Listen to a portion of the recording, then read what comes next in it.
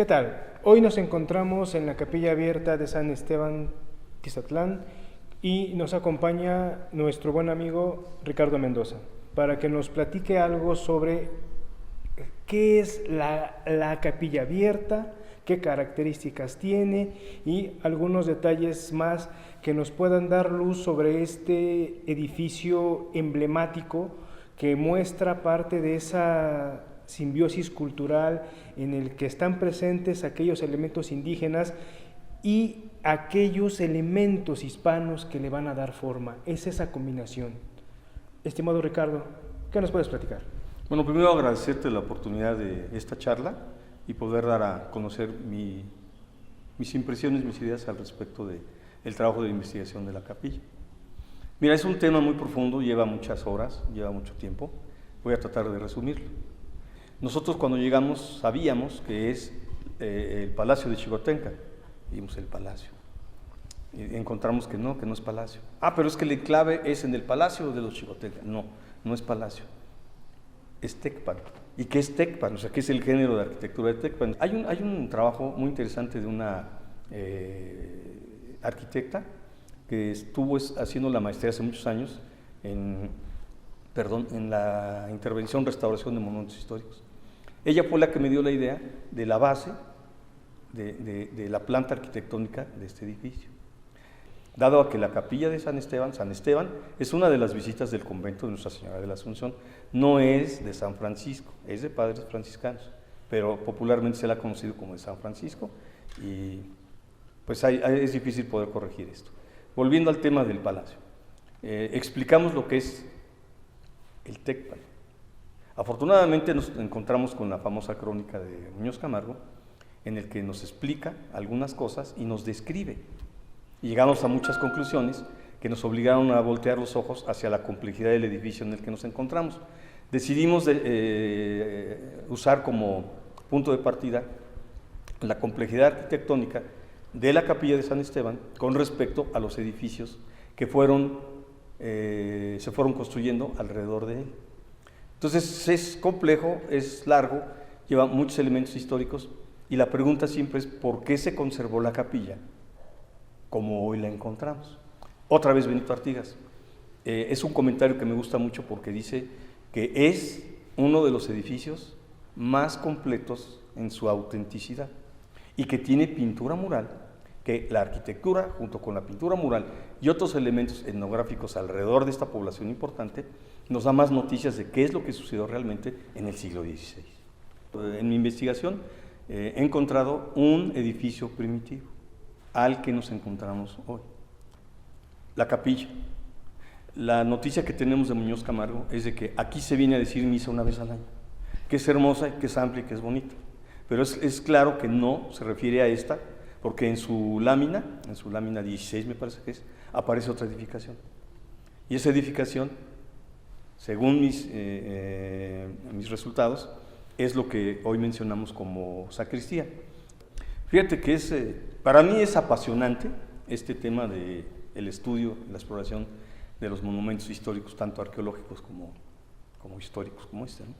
Entonces el siguiente paso en mi metodología es conocer a fondo cómo está construido, con qué está construido, por qué se construyó de esta manera. Algunos tratadistas le atribuyen a cuestiones de estilo, a cuestiones de voluntad, de capricho, de moda. Yo he visto que, aparte de esto que acabo de decir, hay otros principios que son motivo de investigación que estamos haciendo. Y te explico un poco. No todas las capillas abiertas son iguales, todas son distintas. Pero aquí en Tlaxcala, por ejemplo, tenemos un género que le hemos llamado capillas de música. En Tlaxcala conocemos 3 que son de la misma fórmula de construcción. Pero fui yo más allá de los elementos arquitectónicos, de conocer, por ejemplo, de cuántos sillares se compone la arcada, tanto del arco triunfal como de la arquería del frente. ¿Por qué la configuración hacia el frente? Muchos tratadistas le atribuyen el pronunciamiento hacia el frente en forma de trapecio por cuestiones de principios de estilo de barroco. No, yo se lo atribuyo no nada más a esa influencia, que sería lo base, sino un argumento más técnico, más científico, sería la cuestión acústica. Si tú te das cuenta, aquí en esta entrevista estamos platicando como si estuviéramos en el exterior. O sea, el fenómeno del eco, de la reverberancia del sonido, se neutraliza. ¿Por qué? Por la forma en cómo está construida la capilla. O sea, la estructura que tiene es una especie de bocina. Y eso también es muy favorable ¿a qué?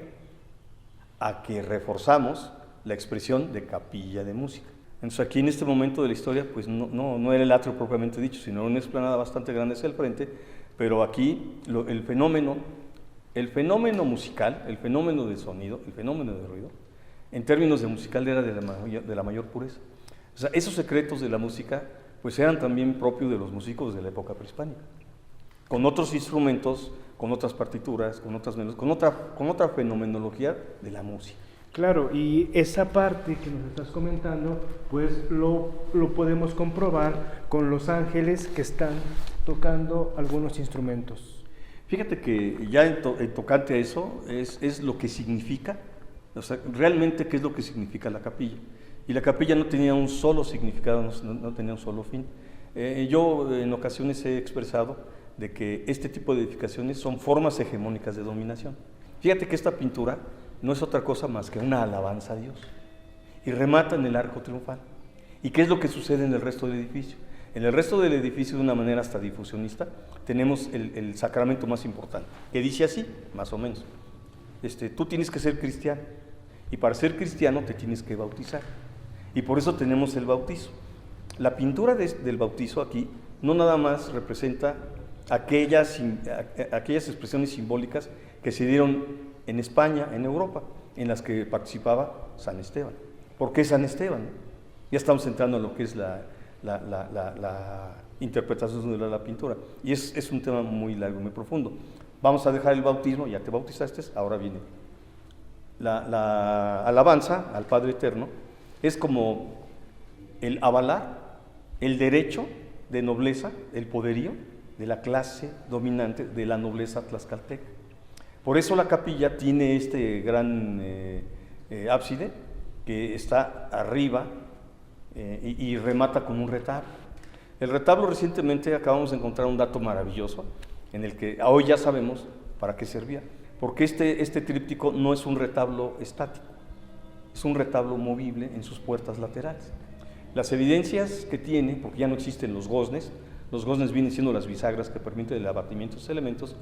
Sabemos hoy que en su abatimiento de cerrarse esas puertas, esos cuerpos del retablo, en la parte anterior tenían otras pinturas, que desafortunadamente pues, han desaparecido.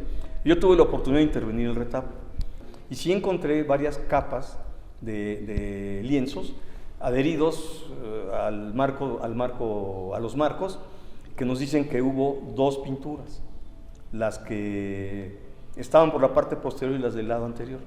Entonces, si el retablo se abatía, no sabíamos por qué y para qué. Y estas noticias se repiten pues en los códices que existen por fortuna aquí en la sacristía, que son los vestigios de la antigua parroquia que colapsó en aquel año, y que la capilla también muestra heridas de ese tiempo, ¿no? Que también lo tengo bien estudiado, lo tengo bien registrado. En fin, te podría yo decir muchísimas cosas más de lo que es la pintura, la capilla, sus elementos, cómo está construido, y que siguen siendo muchos los misterios que no nos dejan dormir, pero que hemos ido avanzando con noticias como cuando don Ramón excava el sótano, encuentra vestigios de diferentes épocas de enterramientos, pero encuentra una cruz de Caravaca. La cruz de Caravaca para esos momentos solamente era permitido que la portaran patriarcas religiosos. ¿Quién es ese patriarca? No me deja dormir ese canijo fantasma. Y le he buscado, pero no he encontrado. Claro. ¿Algún mensaje que quieras dar a la comunidad, al público en general sobre este tesoro arquitectónico que se encuentra aquí en San Esteban Tizatlán? Que hay que cuidarlo mucho, pero no nada más el edificio, sino el entorno. Yo no entiendo, cuando yo voy a un lugar, a un sitio nuevo, yo me presento con las autoridades y trato de abarcar lo más que puedo de todo lo que es mis limitaciones como especialista, como estudioso más bien, como investigador, y después me salgo al entorno. a platicar con la gente porque son fuentes de información igual también. Acabo de cerrar mi trabajo en Amajac, que hoy es de Guerrero, y tuve mucha información por parte de la gente. Entonces la recomendación sería esa, de que cuando se topen con investigadores o se topen conmigo por allí, no se asusten que soy merodeador o que tengo algún fin avieso, sino que solamente estoy investigando cuál es la relación que guarda el monumento histórico con su entorno urbano actual. Nosotros no podemos entender y explicar, y sobre todo revalorar, el valor de los monumentos históricos si no es en relación con las comunidades que le han resguardado, que le han conservado, aunque a veces les destruyen. Claro, y aquí entra este choque en el que dicen INAH pone muchas limitaciones, la comunidad pone limitaciones, ¿qué hacer? Y más en este caso en el que las instituciones sí se encargan de cuidar y resguardar todos estos bienes, pero pues a la vez se tienen en un abandono impresionante, y sería cuestión de que esto también tiene que darse a conocer y que las autoridades estén conscientes de la importancia que estos sitios tienen para el país y para la propia comunidad. Mira, en ese respecto yo creo que tanto las autoridades como los trabajadores y algunos ciudadanos tienen la conciencia plena de que hacemos no lo que podemos, hacemos lo que nos toca. Entonces, a ese respecto yo pienso que lo que necesitamos es rediseñar un cuerpo legislativo, un cuerpo jurídico, un cuerpo de disposiciones legales que se articulen a la ley del 72, que ha mostrado su utilidad. Gracias a eso existen edificios como este, ¿no? Pero sí, claro, tenemos las limitaciones porque México es un país que está saliendo de las sombras, de la oscuridad, de la ignorancia y de muchas otras cosas más, y que cada periodo gubernamental ha aportado lo suyo, ha aportado lo propio para poder hacer algo en la conciencia de los ciudadanos. Sí nos falta mucho, a veces nos vemos rebasados, pero sí estoy seguro, te repito, que tanto autoridades como trabajadores de todas las categorías del INAH, de INBA y otras, como ITC, como la propia Sociedad de Geografía y otras asociaciones civiles que lo hacen total y absolutamente desinteresado, tenemos esa limitación, es jurídica, es legal. Claro. Estimado Ricardo, muchísimas gracias. Ha sido un placer escucharte y que nos compartas algo sobre lo mucho que has podido trabajar sobre este sitio emblemático de esta comunidad, San Esteban Tizatlán. Muchísimas gracias. Gracias a ustedes.